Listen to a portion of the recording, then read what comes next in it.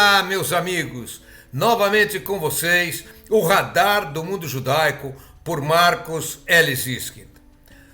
O Radar do Mundo Judaico começa hoje uma série de 2 programas interessantíssimos. Eu agradeço ao nosso ouvinte, o Dr. Hilton Cooperman, pela ótima sugestão deste tema.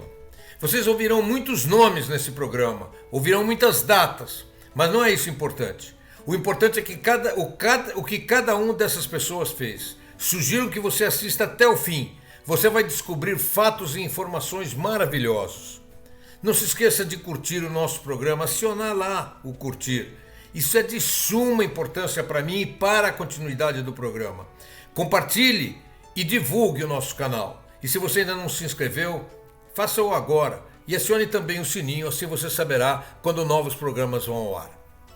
Será que judeus são realmente grandes contribuintes nas ciências médicas e nas ciências da vida?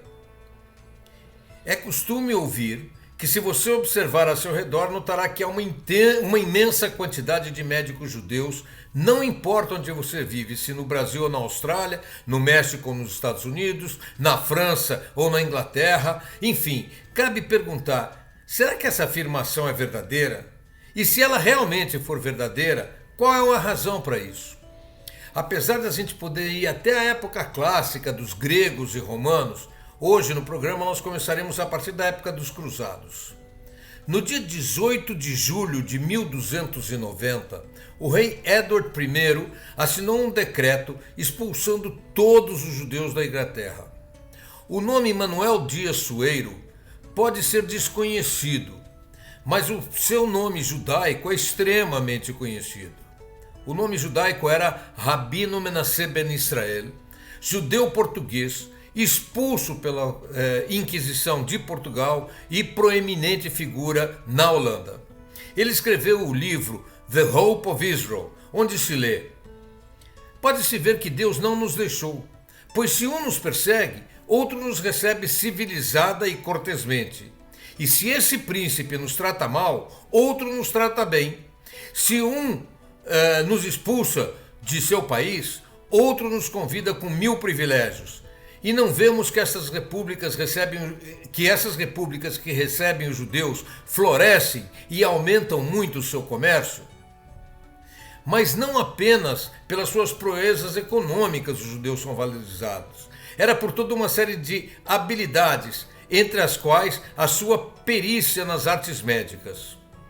Foi ele, o nosso Menasseh ben Israel, ou Manuel Dias Sueiro, quem escreveu a Oliver Cromwell, em 1656, pedindo a readmissão dos judeus na Inglaterra, no momento em que judeus iam para a Europa Ocidental, fugindo dos pogroms de Khmelnytsky na Rússia em 1648, da reconquista portuguesa no Brasil em 1653 e a consequente chegada da Inquisição, e também o recrudescimento da Inquisição na Espanha e em Portugal.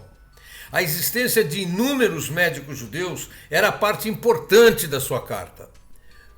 Winston Churchill, escrevendo sobre a expulsão mencionada acima, afirma: os judeus, sustentados pelo ódio universal, foram saqueados, maltratados e finalmente expulsos do reino.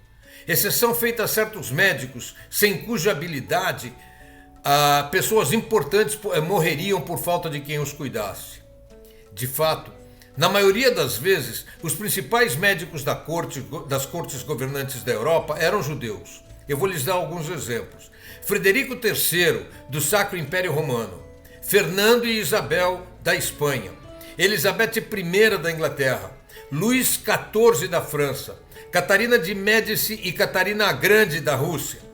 Todos, em um momento ou outro, empregaram médicos judeus. Não eram só os governantes que dependiam das habilidades médicas judaicas. O filósofo e teólogo espanhol Ramon Llull queixou-se no século XIII. Os poderosos em todo lugar confiam os cuidados da sua saúde aos médicos judeus. Nem a igreja está livre desta abominação, pois quase todos os mosteiros têm o seu médico judeu. Entre os muitos papas que mantinham médicos pessoais judeus estavam Martinho IV, Nicolau IV, Bonifácio VIII, Alexandre VI, Júlio II, Leão X, Clemente VII, Paulo III, Gregório V, Urbano VIII e Inocêncio X. O mesmo ocorreria em Dar el-Salam, que era o centro administrativo do Egito, onde Maimônides era o médico da corte do vizir Al-Fathi de Saladino o Grande, e mais tarde para o filho e sucessor de Saladino. Os judeus também foram tradutores e transmissores da erudição médica dos antigos gregos para o mundo muçulmano, e mais tarde foram os principais transmissores para a Europa da erudição dos médicos muçulmanos, como Avicena. No final da Idade Média, os judeus, que representavam apenas cerca de 1% da população da Europa, constituíam mais da metade dos seus médicos. Durante as grandes expulsões de judeus europeus pelo racismo na década de 1930, os centros médicos de Viena e Berlim perderam quase a metade dos seus médicos, e a maioria das faculdades de medicina fecharam e encerraram suas atividades. Alemanha nazista.